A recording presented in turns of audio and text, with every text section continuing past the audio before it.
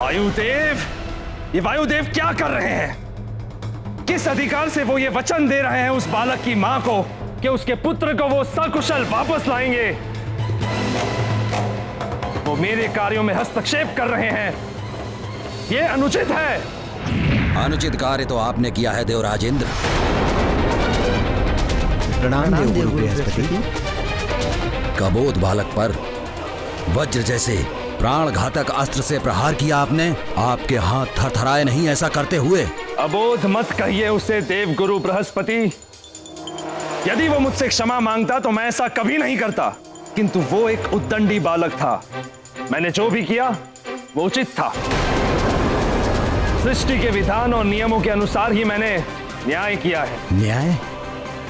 यदि आप इसे न्याय की संज्ञा दे रहे हैं तो आपके न्याय की परिभाषा में सुधार की आवश्यकता है। न्याय अन्याय का ज्ञान है मुझे देवगुरु बृहस्पति। मैं देवों का राजा देवराज इंद्र हूं। समस्त सृष्टि और प्रकृति को विधान और नियमों के अनुसार संचालित करने का उत्तरदायित्व मेरा ही है। उस बालक ने घोर अपराध किया था। इंद्रदेव,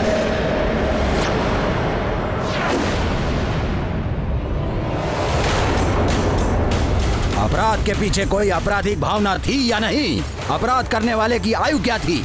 इन सब को ध्यान में रखते हुए न्यायकर्ता को दंड देना चाहिए।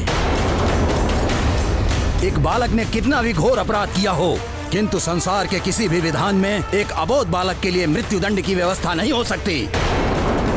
और यदि कोई ऐसा करता है तो वो स्वयं अपराधी माना जाएगा। देवगुरु बृहस्पति, यदि आपको ऐसा लगता है कि मैंने अन्याय किया है तो मैं अभी इसी क्षण आपको देव संहिता दिखा देता हूं, जिसमें कहीं भी कभी भी वयस्क या बालक का उल्लेख ही नहीं किया गया है। प्रकृति के कार्यों में हस्तक्षेप करने वाले को केवल दंड ही मिलता है। वो प्रकृति कभी स्वयं देती है या फिर मुझ जैसा देवता। यही न्याय व्यवस्था देव संहिता की है। देव सह्याद्री, जाओ जाकर देव संहिता ले आओ और दिखाओ देवगुरु बृहस्पति को, जो स्वयं उन्होंने ब्रह्मदेव के साथ मिलकर बनाई है। अभी प्रमाणित हो जाएगा कि मैं जो कह रहा हूं वो सत्य है या देवगुरु जो कह रहे हैं वो सत्य है। देव संहिता नियमावली का मुझे भली भांति स्मरण है देवराज इंद्र, किंतु एक ऐसा अबोध बालक जिसका जन्म ही देव कार्यों की सिद्धि के लिए हुआ था, उसका अंत करके आपने स्वयं देवों के कार्य को संपन्न करने के मार्ग में बाधा उत्पन्न कर दी है। देवों के कार्यों की चिंता आप न करें देवगुरु। समय आने पर सारे कार्य संपन्न हो जाएंगे। बस बस बस।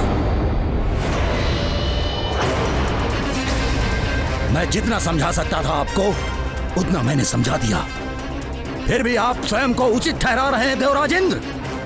मुझ देवगुरु बृहस्पति की बात यदि आपको असत्य प्रतीत हो रही है तो मेरे लिए देवगुरु पद का त्याग ही उचित है।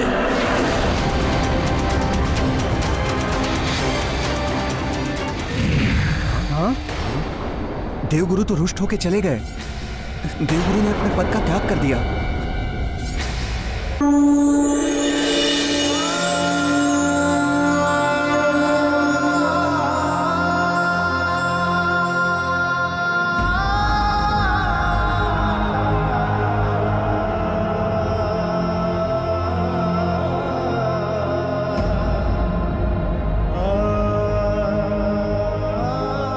हे जगत पालक श्री हरि विष्णु देव, हे जगत कर्ता ब्रह्मा जी, हे देवों के देव महादेव,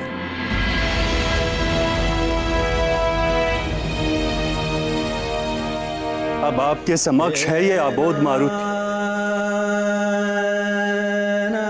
आप त्रिदेवों से तो संसार में कुछ भी नहीं छिपा।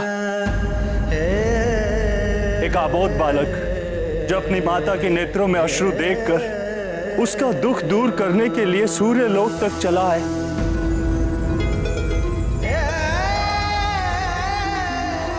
मारुति ने तो बालपन में सूर्य को अपना ग्रास बनाया,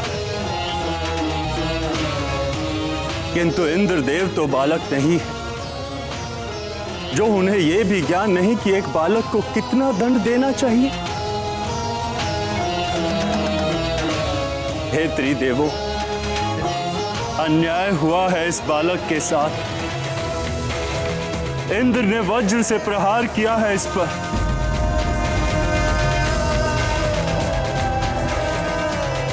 प्रश्न उस वचन का नहीं है जो मैंने देवी अंजना को दिया है, ना ही प्रश्न एक माता के विलाप का है। प्रश्न है देवराज इंद्र द्वारा किए गए इस अन्यायपूर्ण कार्य का। प्रश्न है इस अबोध बालक के जीवन का, जिसका जन्म एक महान उद्देश्य के लिए हुआ था। प्रश्न ये है कि जगत के समक्ष देवताओं के कौन से न्याय का रूप प्रस्तुत करेंगे हम। महादेव, आपका न्याय तो सर्वविदित।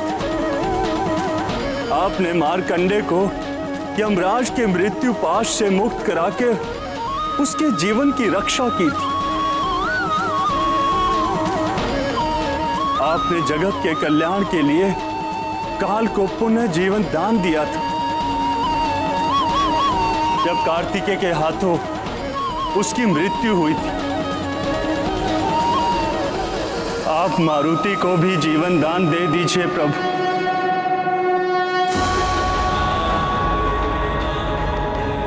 पुनः जीवित कर दीजिए उसे,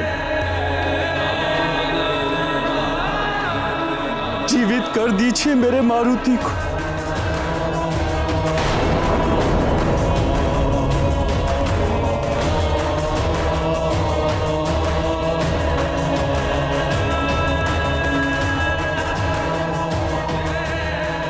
इसे पुनः जीवित कर दीजिए महादेव।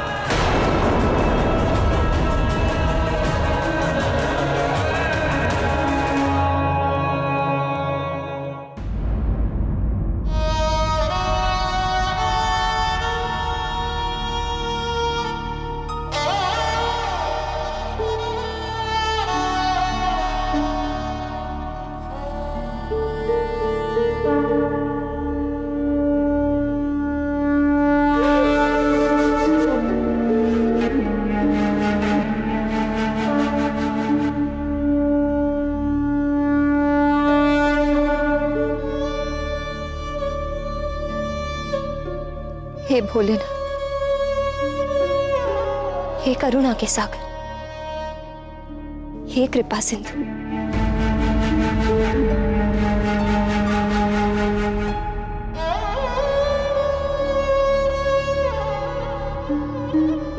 एक समय आपके कृपा प्रसाद के रूप में मारुति मेरे आंचल में आया था। आज पुनः मेरा आंचल सूना हो गया है। इसे फिर से भर दीजिए भोलेनाथ।